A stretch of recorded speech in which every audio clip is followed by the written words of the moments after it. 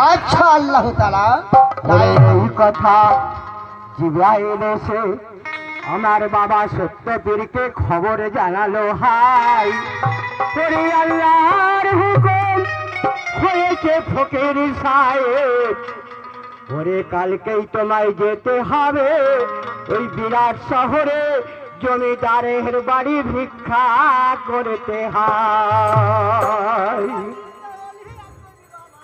উম্মতি বলে কাঁদে, উম্মতি বলে কাঁদে, নবী আমার মদিনা,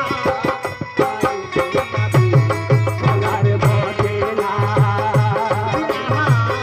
আইতে যাবি সোনার মদিনা। তোরাল সকাল হলো বাবা আমার কি করিল, হলো দে আমার আইতে যাবি সোনার মদিনা, আইতে যাবি সোনার মদিনা। বাবার আমার কাঁধে ঝোলা মাথায় টুপি পায়ে খড়ম, তাই জমিদার বাড়িতে আইতে যাবি সোনার মদিনা, মদিনা আইতে যাবি সোনার মদিনা।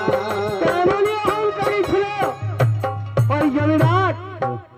কোন অতীত ফকির কোন ব্যক্তি কোন বিপদে পড়লে এসে হাজির হলে কাউকে কোনো সাহায্য করতেন না। আর অতীত ফকির ব্রাহ্মণ বৈষ্ণব কোন ব্যক্তিকে দান খায়রাত বা ভিক্ষা উনি দিতেন না। তাই আল্লাহর হুকুম, আমার আল্লাহর কথা মতো এসেছে ওই জমিদার বাড়িতে আমার ওই বাবা পীর সাহেব।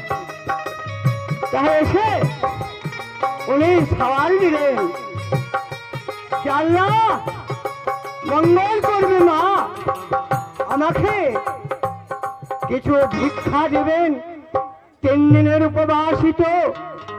কি নাম বাবা? বলুন মাস্টার বলুন। ওরে রাধা বললে তোর বাড়ি আমার, ওরে ইলিয়াসা নামটি বলি হাই, আর 50 টাকা দান করিতে ইলিয়াসা আমার বাবা ডিপুকুরে সত্যপীরের নামে হাই। তুমি বড় পীর বাবা, ওদের দোয়া করে দাও। তুমি বড় পীর বাবা, দোয়া করে দাও। ওরে আমি অতি মূর্খবতী, শিবা দেওয়া জানি আল্লাহ, তুমি দেওয়া দাও তুমি। বাবা, ওদের দোয়া করে দাও। তুমি বড়